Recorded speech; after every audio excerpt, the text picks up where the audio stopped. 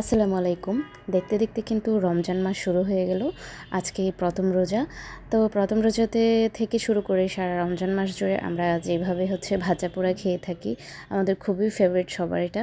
তো সেটাই আজকে আপনাদের সাথে শেয়ার করব। প্রথমে দেখেছেন যে পেঁয়াজ, কাঁচামরিচ, আদা এগুলো নিয়ে নিয়েছি। এইখানে পেঁয়াজু, বেগুনি, আলুর চপ, ছোলা সব নিয়ে নিয়েছি।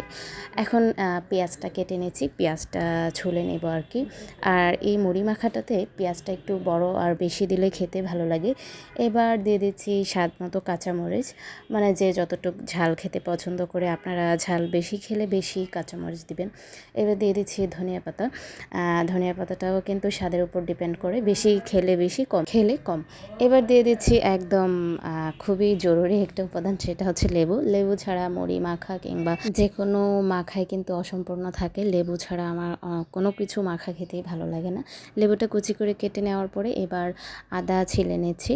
আদাটাও কুচি করে নেব। আদাটা একদম মিহি করে কুচি করে নিলে আলতো আলতো কামড়ে পড়লে খুব ভালো লাগে খেতে। আর পেঁয়াজটাও কিন্তু একটু সাইজে বড় রাখলে ভালো, পেঁয়াজটাও কামড়ে পড়লে তাহলে খুব মজা লাগে। আর এই যে এবার যে ভাজা পোড়ার আইটেমগুলো নিয়েছিলাম, পেঁয়াজ ওটা এটা মানে এগুলো সবগুলো একদম ছোট ছোট সাইজ করে ভেঙে নিচ্ছি। ভেঙে নেওয়ার পরে এই যে এবার যে কাঁচামরিচ, পেঁয়াজ, ধনিয়া পাতা, আদা, লেবু যেগুলো কেটে রেখেছিলাম ওইগুলো এখন একটা বড় পাত্রে নিয়ে নিয়েছি। আর একটা বিষয় হচ্ছে, আমরা কিন্তু সবাই একসাথে মাখা করে খাই ইফতারিতে। এটা খেতে যে কী পরিমাণ ভালো লাগে। আর সবচেয়ে বড় কথা হচ্ছে যে এই মাখানোটা কিন্তু আমার হাজব্যান্ড খুবই ভালো করে। প্রত্যেক রমজান আসলে দেখা যায় প্রতিদিনই, যেদিনই এরকম মাখানো হয়, মুড়ি মাখানো হয়, ওরটা ছাড়া একদম অসম্পূর্ণ থেকে যায়। এবার দিয়ে দিচ্ছি একটু পিঙ্ক সল্ট, এটা অপশনাল, না দিলেও হবে। এবার দিয়ে দিচ্ছি একদম দেশি খাঁটি সরিষার তেল। সরিষার তেল ছাড়া মুড়ি মাখানো তো একদমই চিন্তা করা যায় না।